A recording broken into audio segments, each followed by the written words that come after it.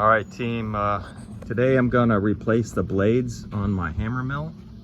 Well, I'm actually gonna rotate them. I've already moved, this is a Gehl 95 grinder mixer. You're looking inside of the hammer mill itself. I've already removed one of the rods. I'll show you that in its entirety. But this hole over here, this allows you to remove a cotter pin on the end of this rod. If you're looking at the top one, you can see here the rod that extends through all of the hammers. That rod has got to come out. There is a hole. You can see the light shine in there that allows you to extend the rod. I'll look at that from the other side. Pull it out, drop all of the hammers, and then insert it back, installing one hammer at a time. All right, I'm going to try to do this with the camera in place. As you see, the rod is extended past I don't know what you want to call this, part of the structure of the hammer mill itself. Here's the rod, and so basically I'm going to take a hammer, I'm going to stick it on, correction, I'm going to put a spacer on first. So there's two types of spacers here. We have a fat one and a skinny one. The skinny one goes up against the hammer mill rotating member there, and then a hammer goes on, and then you have a spacer that goes between the hammers, and it's the fatter spacer, and then you got to push the rod in, and this is where it gets tricky. This would probably be better with a couple folks doing this job with a helper. All right, so I'll put the next hammer on, and that rod cannot stick out past the hammer. It's got to be flush because there's really no room to get this other spacer in place. And so one way to do this would be to put some super glue on the spacer and attach it to the hammer. You can certainly do that, and then that way you wouldn't have to worry about holding this all together. So what I'm doing here is I'm just going to slip it in between, use my finger through the hole of the adjacent support member, line that up the best I can with my finger, and I'm going to push the rod through until it comes out the other side. My camera moved. And then I'm going to repeat that. So I'm going to put on another spacer, another hammer,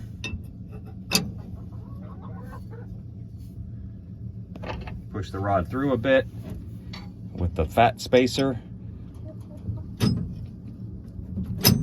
in place, put on yet another hammer. I'm going to have to back the rod out a bit to get this other spacer in place. See, it won't fit. I have to back out the rod.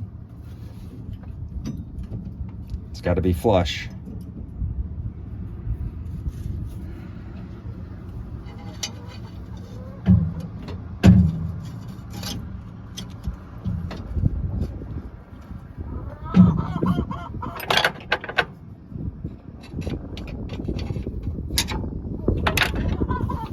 And I'm pushing the rod through. There we go. And you just repeat that around and around and around. There's 3 independent rows of hammers here, and I'm going to have to do that on all 3 of them.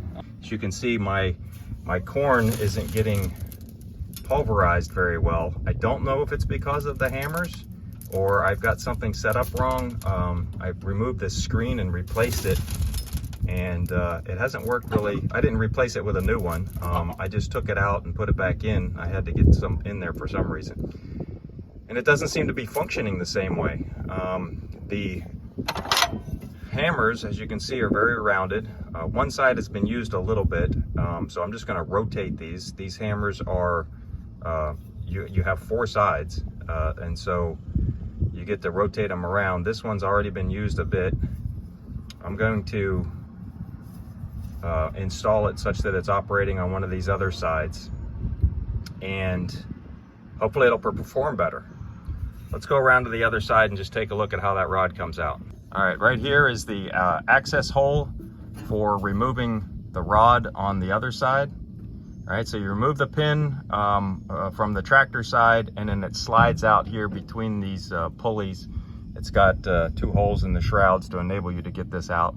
I'm sure most other mixer grinders operate the same way to change out the hammers. Initially getting it started is very challenging. You have to get this rod, you have to use on the other side, you have to pry and push until the rod protrudes here to where you can get something a hold of it and pull it out. And then it's in there pretty tight, and it's got a bunch of grime and grit. And so what I've done is I put some vice grips on here, and then you can use a pry bar to move that rearward and then drop off your hammers. So hopefully that helps you if yours is similar to mine.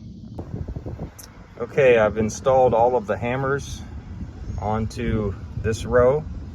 It definitely need a helper. That rod, once it gets up inside of this shroud, you can't reach it from this side, and so you need somebody else on the other side to push it in, or else walk around multiple times. I seem to have lost one of the spacers, so I put in 2 washers there.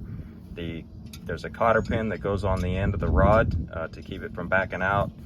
On mine, there's not a room for a washer between the cotter pin and the rotator. So I don't know what yours is going to look like.